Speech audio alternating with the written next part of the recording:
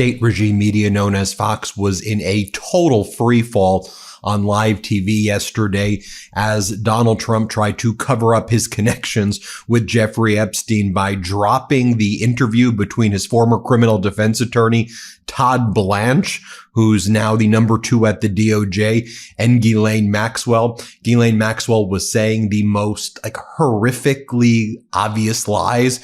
She was saying Donald Trump has always been a perfect gentleman. I've never seen Donald Trump do anything wrong at all. I barely knew him. I think my dad may have known Donald Trump, and that's how we were introduced. But I went to maybe a few events. Oh, and by the way, Epstein and young girls, it was really just about introducing Epstein to music. Epstein wasn't creepy or anything. I mean, that's the type of stuff that Ghislaine Maxwell was saying. We've been covering it at length here on the MeidasTouch network. So Laura Ingraham brings on this guest and asks, so, what do you think? There's a lot of people who say, could this be just self-serving so she can position to get a pardon? And then the guest on Fox literally short circuits and the camera cuts off.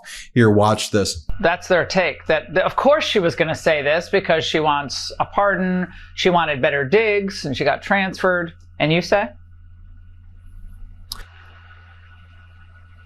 Well, apparently he says nothing. But then as part of the overall cover-up, Fox was ready to go. They had their legal analyst, this guy Turley, who's always, Donald Trump sycophant. And he goes on the various shows and he's like, for everybody who thought that Ghislaine Maxwell was going to have some bombshells about Donald Trump, they were very disappointed. Here, play this clip. Well, this is a terrible buzzkill for most of the media in this town. I think that anything short of a picture of Trump with the entire cast of the Rockettes would have been disappointing, given all of the media and speculation saying that he was a perfect gentleman, or I didn't see any even massages going on.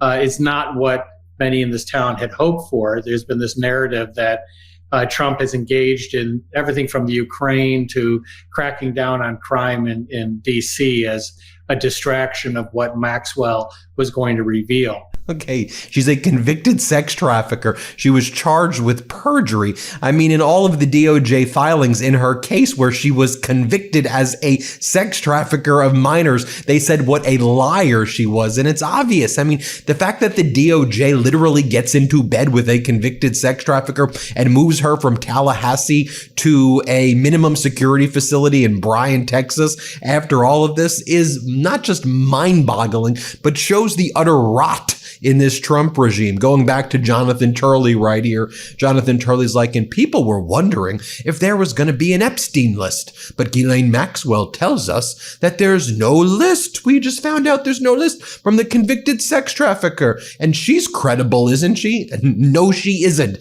She's a convicted sex trafficker. Nobody wanted an interview with Ghislaine Maxwell. We said release the files, not release Ghislaine Maxwell. What are y'all doing? Here, play this clip. Well, the list is probably the most newsy aspect so far.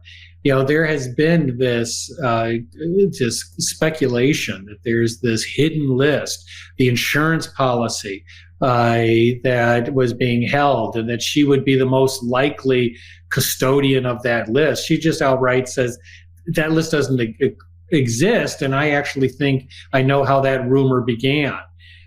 That's a major blow for many people that have been trying to build this narrative. The Democrats in Congress have been particularly hammering on this in answering some of the controversies recently. They just keep on saying, I'm not going to address that because this is all an effort to hide the Epstein matter and the possible release of this list.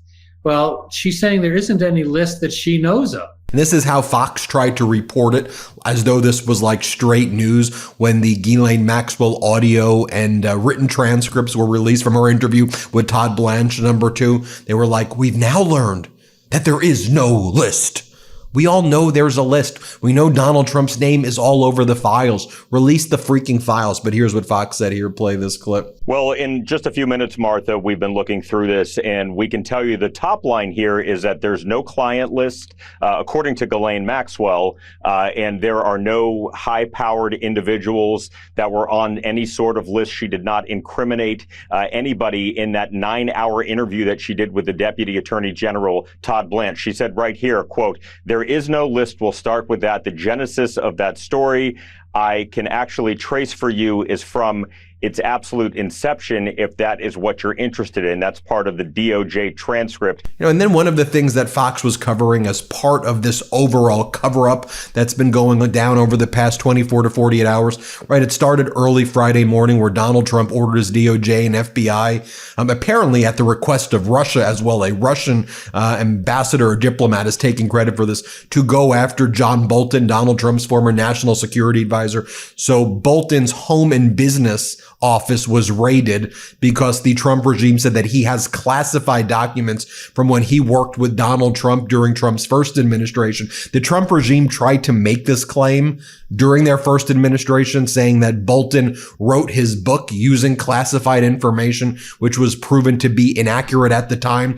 But now you see all these people on Fox, all of these guests basically saying, look, it's a very serious matter. If you steal classified information, you need to be held accountable. As my buddy MeidasTouch says, I mean, you cannot make this shit up. You just can't. I have no words. Donald Trump stole nuclear secrets when he was out of office, remember? And he put them all over Mar-a-Lago. Here, play this clip. Look, I don't want to denigrate that. It's not like, oh, he's got classified docs. What's the big deal? Having worked in a classified environment, I had the TS clearances and all of that. It's serious as a heart attack. I used to have a stroke if I thought, oh my God, did I take a piece of paper out?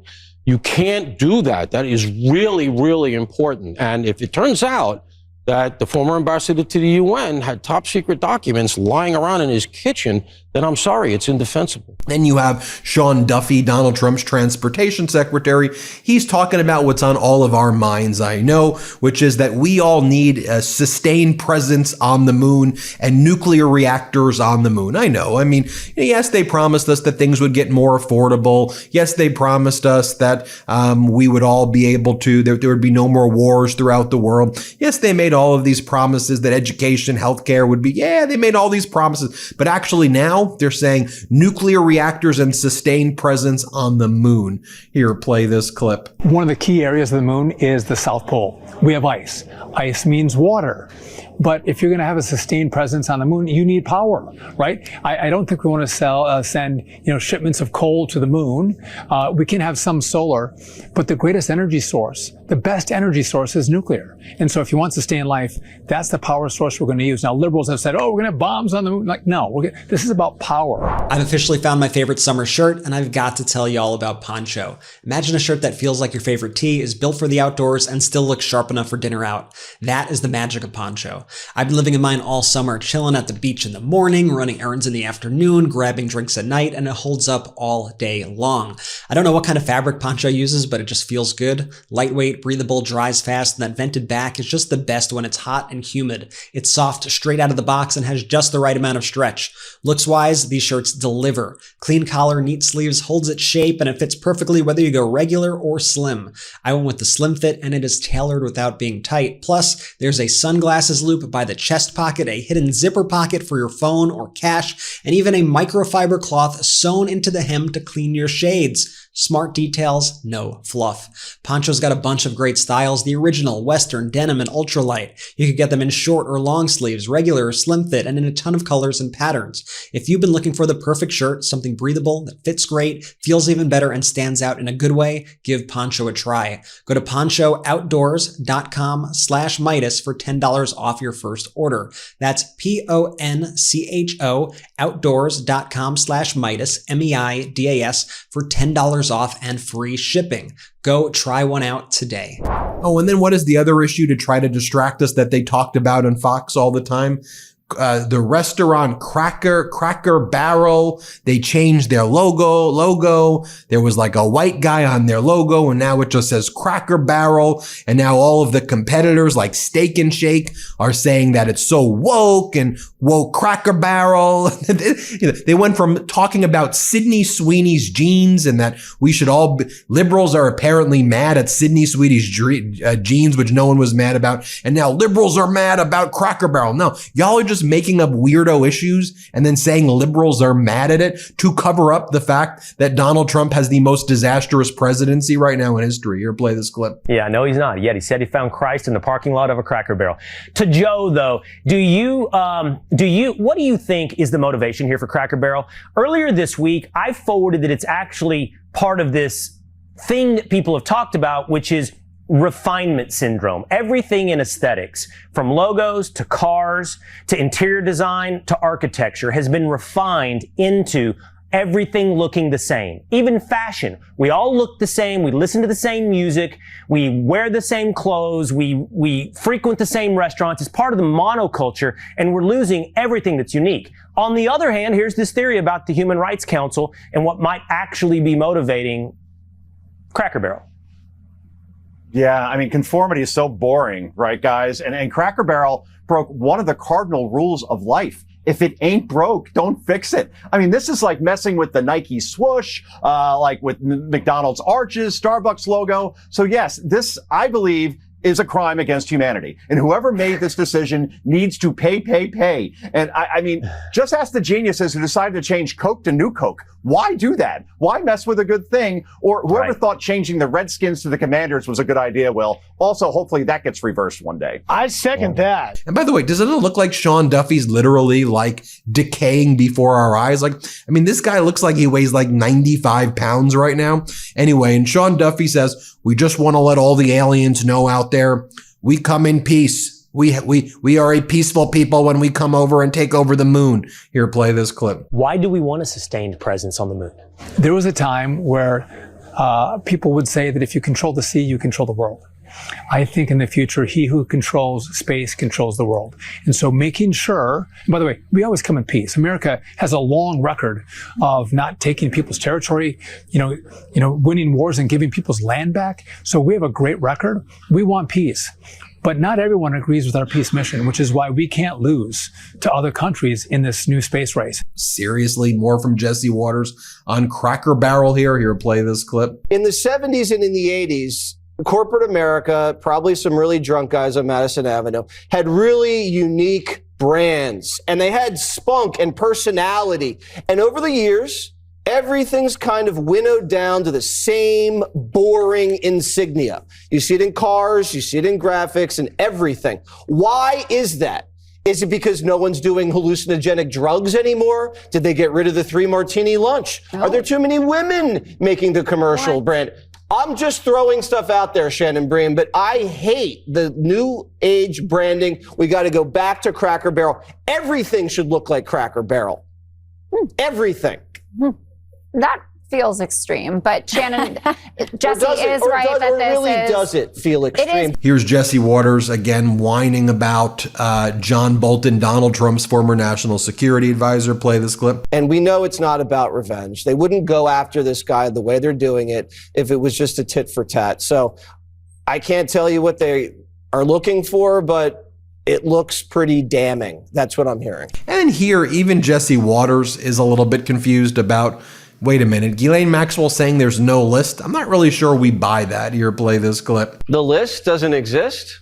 So flight manifests don't exist. The surveillance tapes don't exist. The bank records don't exist. Then you have a guest on the Laura Ingraham show talking about why we need to shut down Smithsonian museums. There's just so many exhibits that are in Spanish and that feature migrant worker protests, and why is this in museums? So that's why we got to shut it down. Here, play this clip. And during my tour today, when you first walk into the Museum of American History, this confronts you. It says, fight the virus, not the people, stop Asian hate. Is this 2021? What? Then you turn the corner, Laura, and most of the exhibits are in English and Spanish. Even Dorothy's Ruby Zapatos are now bilingual. That's right. Dorothy has her little Zapaulitas or whatever they're calling them there in the exhibit.